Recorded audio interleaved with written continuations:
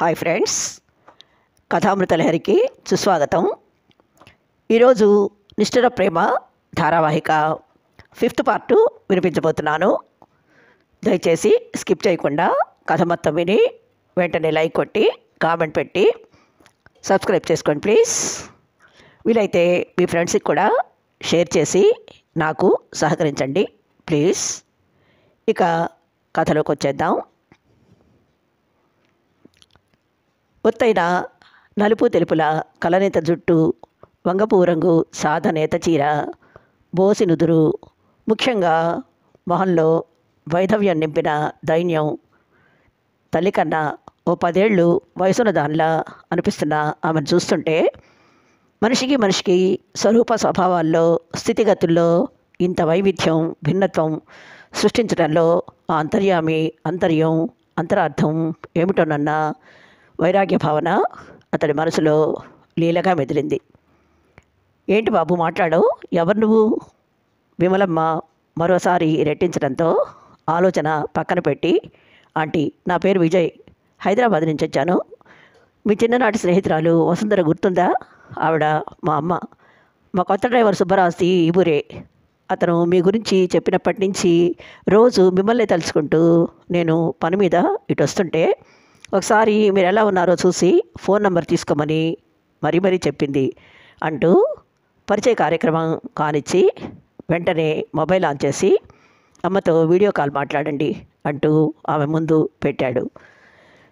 విమలమ్మ కొద్ది క్షణాలు మసకబారిన కళ్ళు చికిలించి వీడియోలో వ్యక్తి ముఖ కవళికల్ని గుర్తుపట్టే ప్రయత్నం చేస్తుండగా అవతల నుంచి హలో విమ్మి అన్న సుపరిచిత స్వరం వినిపించగానే ఒక్కసారిగా సంభ్రమాశ్చర్యాల్లో మునిగిపోయి ఉబ్బి తబ్బిబ్బవుతూ, వసు నువ్వేనా? ఇది కలో నిజమో? అస్సలు నమ్మలేకపోతున్నానే. ఎన్నేళ్ళైందో నిన్ను చూసి. ఎలా ఉన్నావు? మీ వారు కులాసానా? వరుసగా ప్రశ్నల వర్షం కురిపించి పరామర్శలు పూర్తయ్యాక స్నేహితురాలతో చిన్ననాటి మధుర జ్ఞాపకాలు షేర్ చేసుకుంటూ ఎదురుగా విజయ్ ఉన్నాడన్న సంగతే మర్చిపోయింది. అరగంట తర్వాత గుర్తొచ్చి, అయ్యో మాటల్లో పడి వచ్చి ఇంతసేపు అయినా నిన్ను పట్టించుకోనే లేదు, ఏమనుకోవద్దు బాబు అంటూ ఫోన్ చేతిలో పెట్టి సుమకి స్టవ్ మీద కాసిన బియ్యం కడిగి పడేయమని పురమాయించింది. అప్పుడు గుర్తొచ్చింది విజయ్కి ఇక్కడికి వచ్చే హడావుల్లో తను లంచ్ చేయలేదని.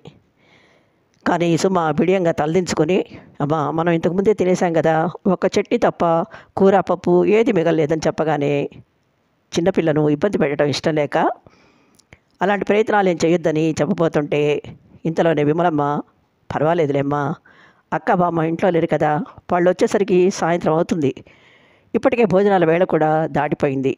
ఉదయం టిఫిన్ అయినా చేశాడో లేదో, త్వరగా అన్నం ఒక్కటి వండి ఉన్నదాంతోనే సరిపెడదాం, చేసేదేముంది. అయినా విజయ్ మనకు పరాయవాడేం కాదు, పశువు కొడుకే, ఏమీ అనుకోళ్లే అని కూతురికి సర్ది చెప్పింది.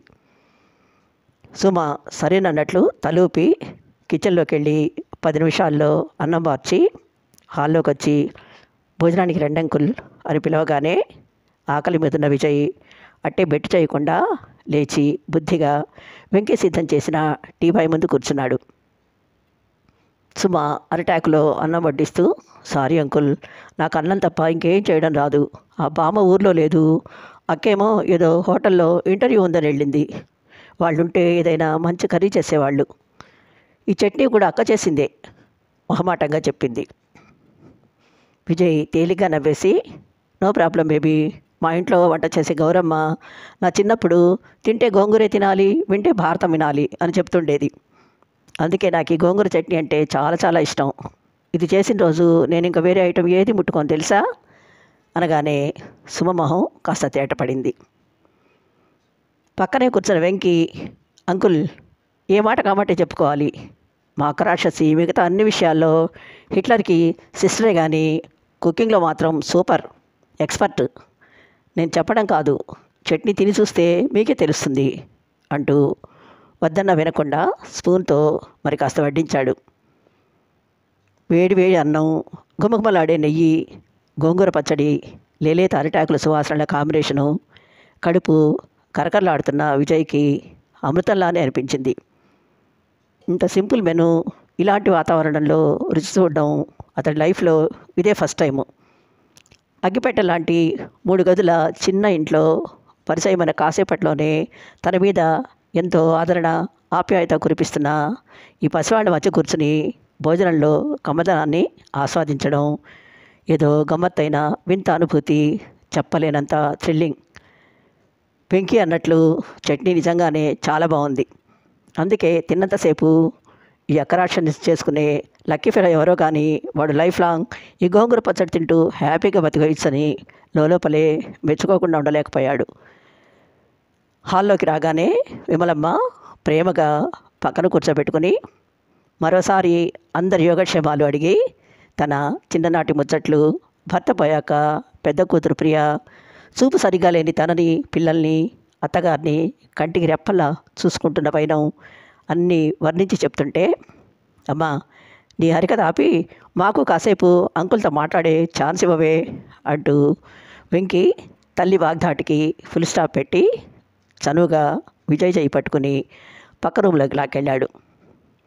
షెల్ఫ్లో నీట్గా సర్దిపెట్టిన బుక్స్, బట్టలు, టేబుల్ మీద చిన్న అలారం టైం పీసు, పక్కనే అందమైన ఫ్లవర్ వాజ్ చూసి, వావ్ వెంకీ నీ రూమ్ చాలా బాగుంది అని మెచ్చుకుంటూ యాథాలాపంగా తల పైకెత్తిన విజయ్ చూపులు గోడకి తగిలించిన ఫోటో ఫ్రేమ్ మీదకి చేరి కొద్ది క్షణాలు కదలకుండా అక్కడే ఆగిపోయాయి. జరి అంచులంగా ఓని మెడలో సన్నటి లాకెట్ చైను, రిబ్బన్ పువ్వుతో మడిచి కట్టిన 2 జడలతో అచ్చు మిస్సమ్మ మూవీలో సావిత్రిలా చూసిన కొద్దీ చూడాలనిపిస్తున్న ఆ ఫోటో ఎవరిదో విజయ్కి చూచాయిగా అర్థమైన కన్ఫర్మేషన్ కోసం వెంకీ వైపు క్వశ్చన్ మార్క్ మొహం పెట్టి చూశాడు.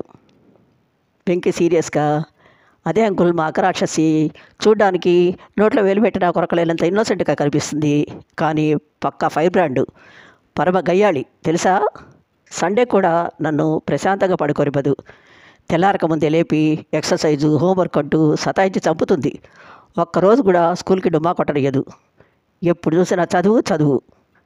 అదే కాదు, 2 రోజులకోసారి మా పెరట్లో కాసిన కాకరకాయ కూర చేసి నాకు ఇష్టం లేదు మొర్రో అని మొత్తుకున్నా వినకుండా బలవంతంగా నోట్లో కుక్కుతుంది. అన్నిట్లో తన మాటే నెగ్గాలి. అందుకే అదంటే నాకు పిచ్చి కోపం. అక్క ఇంట్లో నేను సమయం చూసి ఆమె మీద అక్కసంతా ఒక్కసారిగా వెళ్ళగక్కుతున్న తమ్ముడికేసి సుమ చురుచురా చూసింది. వాడి మాటలు నమ్మకండి అంకుల్, ఈ కోపం అంతా తనకి క్రికెట్ బ్యాట్ కొనివ్వలేదని. నిజంగా మా అక్క చాలా మంచిది. మా కోసం ఎంత కష్టపడుతుందో తెలుసా. ప్రతిరోజు మాకంటే గంట ముందు లేచి ఇంటి పని, వంట పని అన్నీ ఒక్కతే చేస్తుంది. మామని నన్ను ఒక్క పని ముట్టుకొనివ్వదు. కళ్ళు సరిగ్గా కనపరచడం లేదని అమ్మని ఎంతో జాగ్రత్తగా చూసుకుంటుంది. సాయంత్రం ఈ వీధిలో చాలామంది పిల్లలకు ట్యూషన్ చెప్పేది మా అక్కే. రాత్రి మమ్మల్ని చదివిస్తూ తను చదువుకుంటుంది. పాపం ఒక్క క్షణం కూడా ఊరికే కూర్చోదు. అక్కంటే ఇంట్లో మా అందరికీ ఎంతో ఇష్టం, భయం. తనకు చెప్పకుండా మేము ఏది చెయ్యం. ఆఖరికి సూర్యకాంతం లాంటి మా బామ్మ కూడా అక్కంటే టెర్రర్. ఆ పిల్ల మాటలు వినగానే విజయ్ కళ్ళు పెద్దవి చేసి, బాబోయ్ తనొక్కరితే ఇంతమందిని అంతలా భయపెడుతుందంటే మీ అక్క మామూలు రాక్షసి కాదు, బ్రహ్మరాక్షసేమో.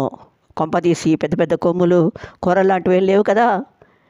గుండెల మీద చేసుకుంటూ అనడం చూసి సుమ ఒక్క క్షణం తెల్లబోయినా వెంటనే నవ్వేసింది.